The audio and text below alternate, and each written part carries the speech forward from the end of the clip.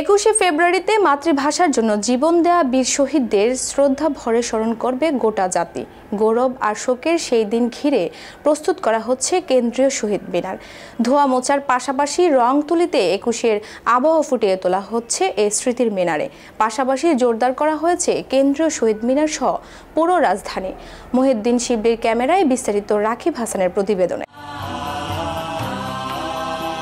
21 ফেব্রুয়ারি আন্তর্জাতিক মাতৃভাষা দিবস বা শহীদ দিবস। জাতির ইতিহাসে স্বর্ণাক্ষরে লেখা মহান এই দিনটিকে বরণ করে নিতে ইতিমধ্যে প্রস্তুত কেন্দ্রীয় শহীদ মিনার প্রাঙ্গণ। শিল্পীদের আঁকা আলপনায় সেজেছে শহীদ মিনারের মূল বেদি।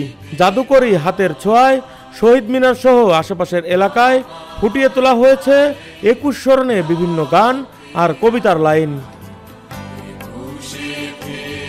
21শে ফেব্রুয়ারির প্রথম প্রহর থেকেই পুষ্পাঞ্জলি প্রদান করবেন দেশের সরকার প্রধান ও গণ্যমান্য ব্যক্তিবর্গ। ফলে শহীদ মিনার সংলগ্ন এলাকায় জোরদার করা হয়েছে নিরাপত্তা ব্যবস্থা। বৃহস্পতিবার সকালে কেন্দ্রীয় শহীদ মিনারে নিরাপত্তা পরিদর্শনে আসেন DMP commissioner Sheikh Mohammad Sajjad Ali.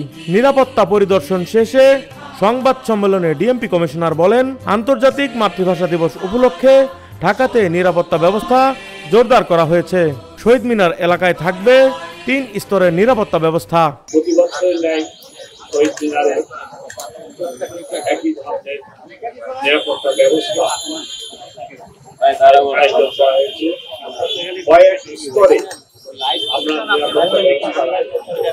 DMP commissioner জানান, প্রতিবারের মতো এবারও শহীদ মিনারে প্রথমে ভিভিআইপি, তারপর ভিআইপি এবং পরবর্তীতে জনসাধারণ পুষ্পমাল্য অর্পণ করবেন। আনুমানিক রাত 12টা 40 মিনিটে পলাশী প্রান্ত থেকে বেদিতে প্রবেশ জনসাধারণের জন্য উন্মুক্ত করে দেওয়া হবে।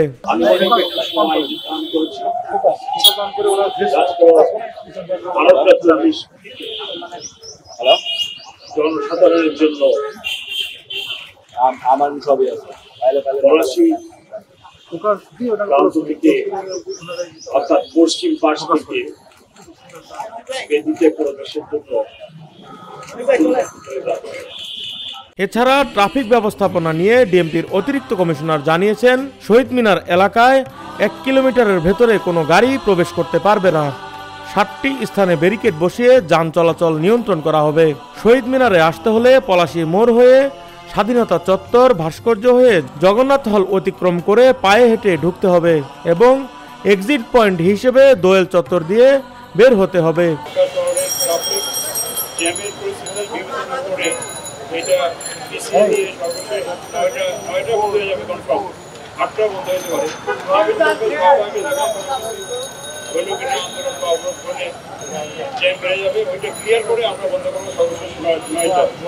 সাংবাদিকদের এক প্রশ্নের জবাবে জামিনে ছাড়া পাওয়া সন্ত্রাসী ও জঙ্গি হামলার কোনো আশঙ্কা নেই জানিয়ে ডিএমপি কমিশনার বলেন, যেসব সন্ত্রাসীরা জামিনে বাইরে আছে তাদেরকেও নজরে রাখা হয়েছে।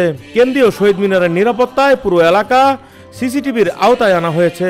এছাড়া পুলিশের বোম ডিসপোজাল ইউনিট, সোয়াট team, fire service, medical team সহ অন্যান্য টিম নিরাপদ দূরত্বে প্রস্তুত থাকবে।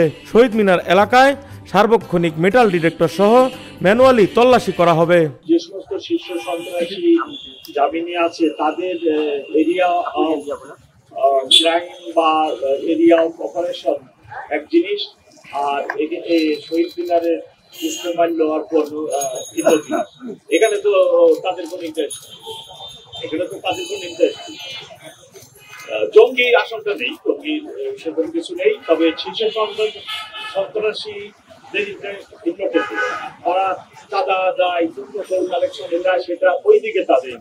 এ সময় বেদিতে পুষ্পমাল্য দেওয়ার সময় নগরবাসীকে যথাযথ শৃঙ্খলা মেনে চলার অনুরোধ করেন ডিএমপি কমিশনার। ভিড়ের মধ্যে যেন কেউ দুর্ঘটনার শিকার না হন তার জন্য নগরবাসীকে সচেতন থাকারও আহ্বান জানিয়েছেন তিনি।